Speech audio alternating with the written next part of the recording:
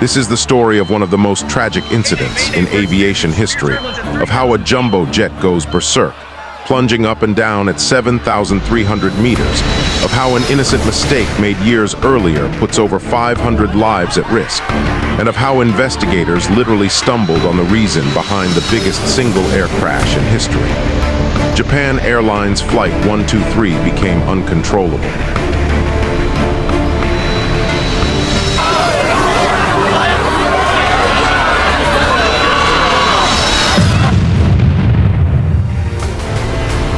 This may be the last video ever taken of Japan Airlines Flight 123. It's late summer and millions are traveling home for a traditional Japanese holiday.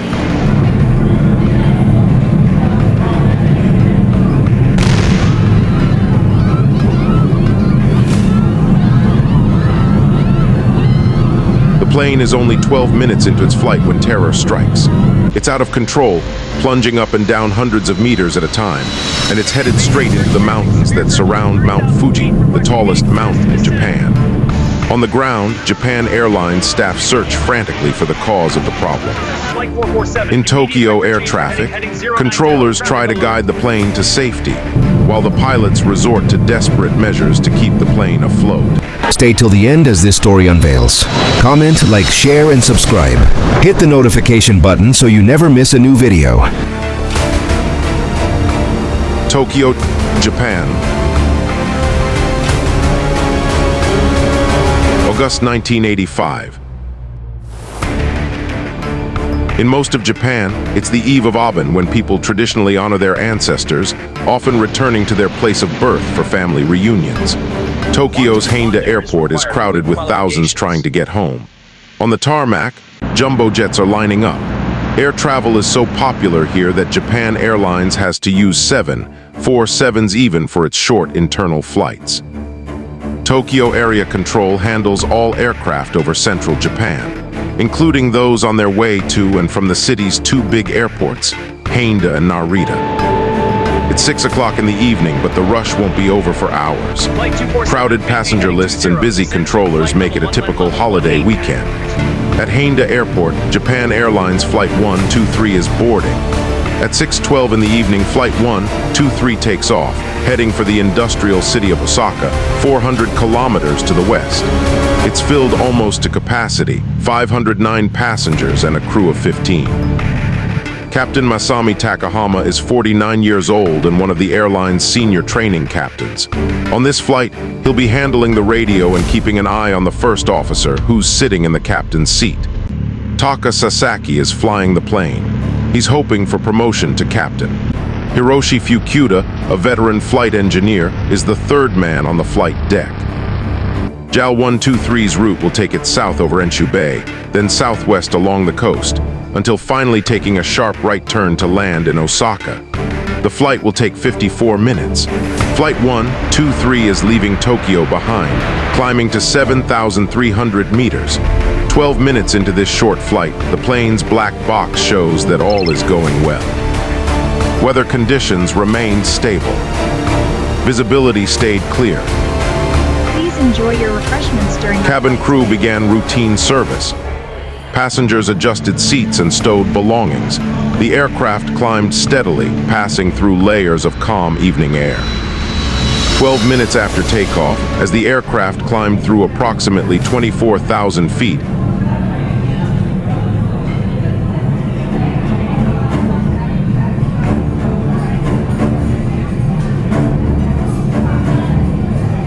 a sudden explosive sound tore through the fuselage. The shock felt violent and unmistakable. The cabin lurched sharply. Oxygen masks dropped from the ceiling without warning. Air pressure changed abruptly. Passengers screamed as confusion spread instantly through the cabin. Inside the cockpit, warning lights illuminated across the instrument panel. Multiple alarms sounded simultaneously. The aircraft pitched upward, then dropped suddenly. The crew reacted immediately, scanning instruments and assessing control response before the aircraft entered a dangerous attitude. The cause was catastrophic. The rear pressure bulkhead ruptured. 7 years earlier, during a previous landing, the aircraft suffered a minor tail strike. At the time, the damage appeared limited and repairable. Maintenance followed, but the repair did not meet design requirements.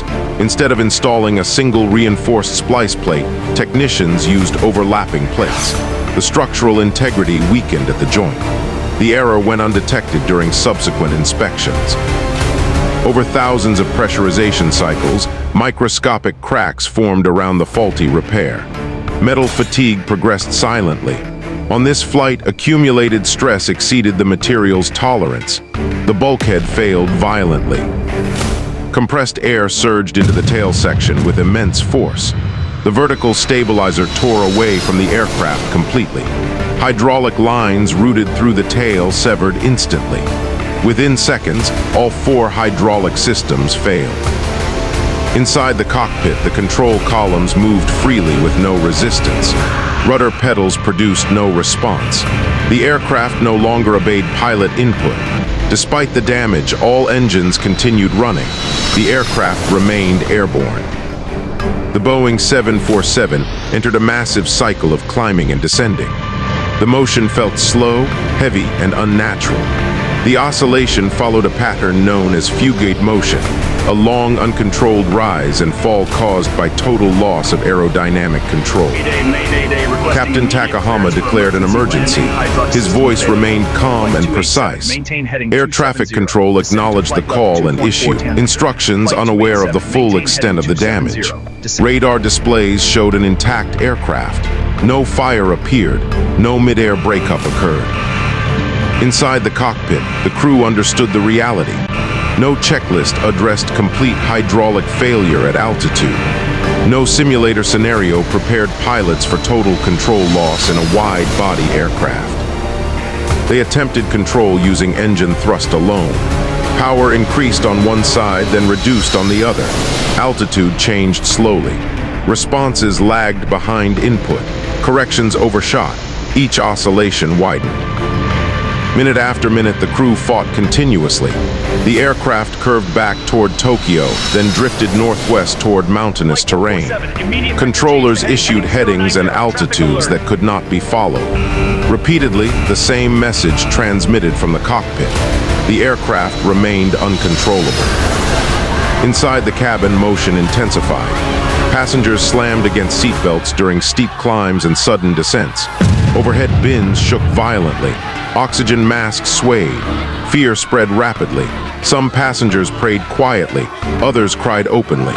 Several wrote farewell notes to family members, believing survival unlikely. These messages were later recovered from the wreckage. Inside the cockpit, the crew never stopped working. Captain Takahama continued communicating with air traffic control.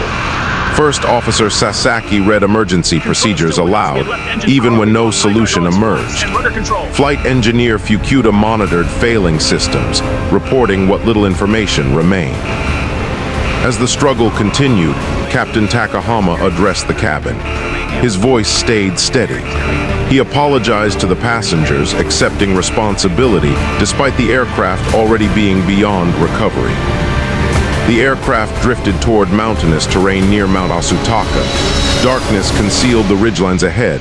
Oscillations grew more violent. Each climb steepened. Each descent accelerated. The pilots attempted a final climb using maximum thrust, hoping to clear the terrain. The response came too late. The aircraft could not recover. At 6:18 p.m., the Boeing 747 struck a mountain ridge at high speed. The impact destroyed the aircraft instantly. 520 people lost their lives. 4 survived.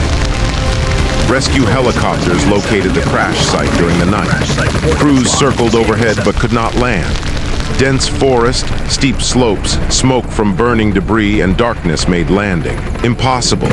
Survivors later reported hearing helicopters above before the aircraft withdrew. Ground rescue teams reached the site the following morning. Injuries and exposure claimed additional lives that might have been saved with earlier access. The investigation determined the cause with certainty. The improperly repaired pressure bulkhead initiated the failure. The loss of the vertical stabilizer severed all hydraulic systems. Without control authority, the aircraft became impossible to fly. Maintenance practices changed worldwide. Inspection standards tightened. Structural repair documentation revised. The lessons endured across aviation. Japan Airlines Flight 123 did not fall from the sky. It remained airborne for 32 minutes. The pilots lived. The engines ran, but the aircraft could not be controlled. It remains the deadliest single aircraft disaster in aviation history.